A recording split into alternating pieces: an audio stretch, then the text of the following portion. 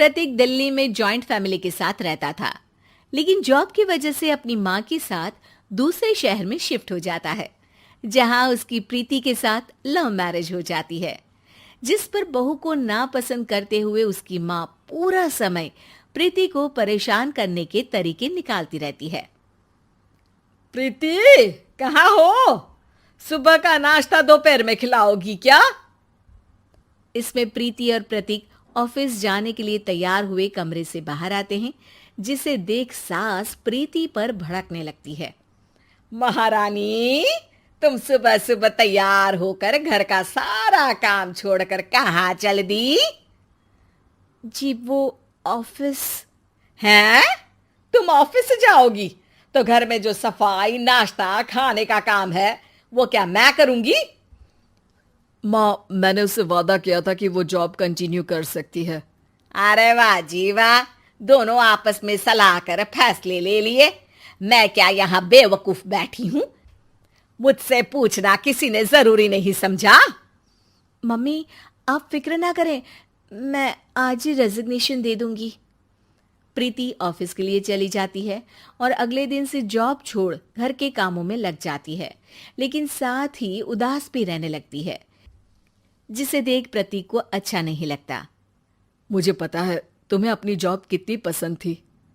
I am sorry प्रीति। अरे कुछ नहीं होता, बस मम्मी खुश रहनी चाहिए। अब प्रीति अपनी सास को खुश करने और उनका दिल जीतने की जी तोड़ कोशिश करती रहती है, पर सास कभी उससे सीधे मुंह बात तक नहीं करती। इसी तरह दिन बीतने लगते हैं। एक शाम प्रतीक ऑफिस से परेशान घर वापस आता है। माँ, चाची का फोन आया था। दादी की तबीयत बहुत खराब है, हमें दिल्ली जाना होगा। पति की बात सुन प्रीति तो पैकिंग शुरू भी कर देती है, पर माँ वहीं बूत बनी खड़ी रह जाती है। लगता है मम्मी अपनी सास से बहुत प्यार करती हैं, तभी उनके बीमार होने की खबर सुन शॉक में आ गई। ये प्यार नहीं, परेशानी है। तुम तो ऐसे सोचो कि अब से जब तक दिल्ली में हो तुम्हारे अच्छे दिन शुरू। अच्छा, ऐसा क्या है दिल्ली में? वो तुम्हें कुछ ही घंटों में पता चल जाएगा।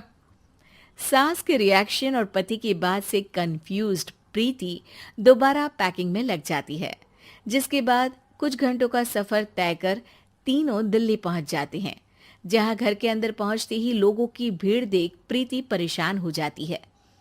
हे भगवान, इतनी भीड़! प्रतीक, कहीं तुम्हारी दादी को कुछ हो तो नहीं गया ना? पागल, ये भीड़ नहीं, मेरा परिवार है। क्या? इसे तुम परिवार कहते हो? अरे इसे तो जिला घोषित कर देना चाहिए। तुम्हारा परिवार का तो अपना पर्सनल बिग बॉस बन सकता है।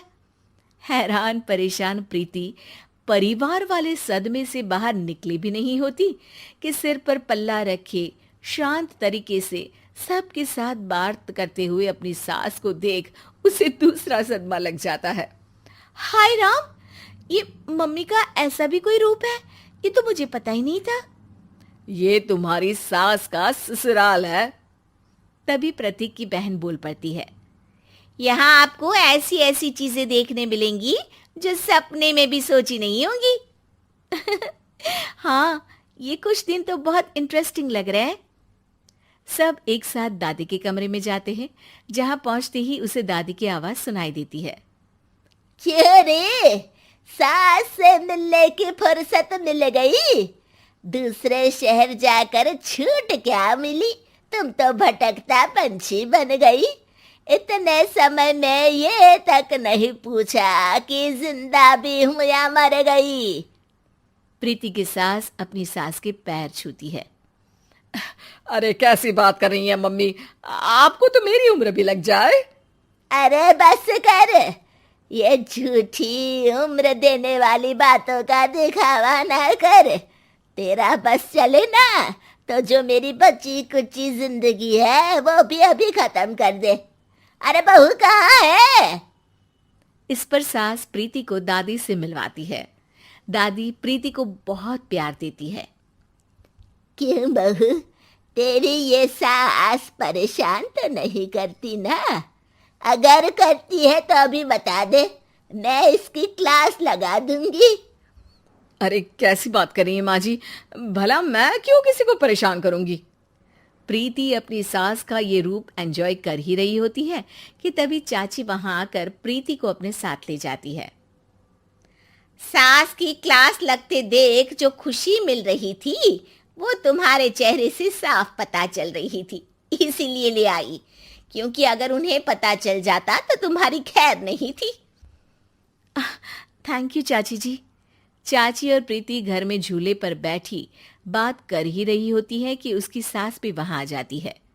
मतलब यहाँ सारा काम मैं करूं और तुम बैठी हंसी ठिठोली करो?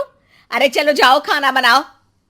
सास प्रीति को डांट कर काम करने भेज देती है, जिसे दादी देख लेती है और एक बार फिर सासू माँ की क्लास लग जाती है, जिसे पूरा परिवार मजे से खड़ा होकर देखने लगता है। क्यों रे, मैंने तुझे काम बोला और तू उस बच्ची को परेशान कर रही है। सास की कोई इज्जत रह गई है इस घर में या नहीं? यहाँ खुद की सास होते हुए भी ज्यादा बड़ी बन रही है।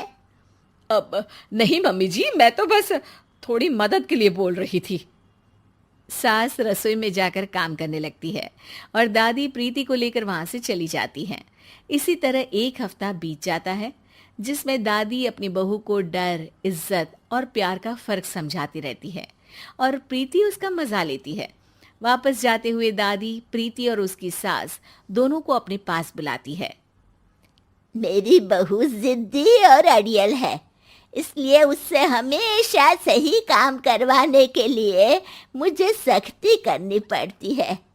लेकिन तुम्हारी बहू अच्छी है, तेरी खुशी के लिए वो अपनी जॉब और सपने भी छोड़कर घर में बैठी है। अपनी बहू के साथ प्यार से रहो।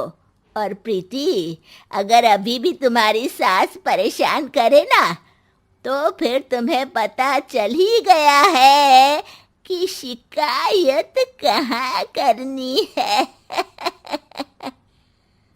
जी, अपनी सास की ससुराल में उनकी सासू माँ के पास।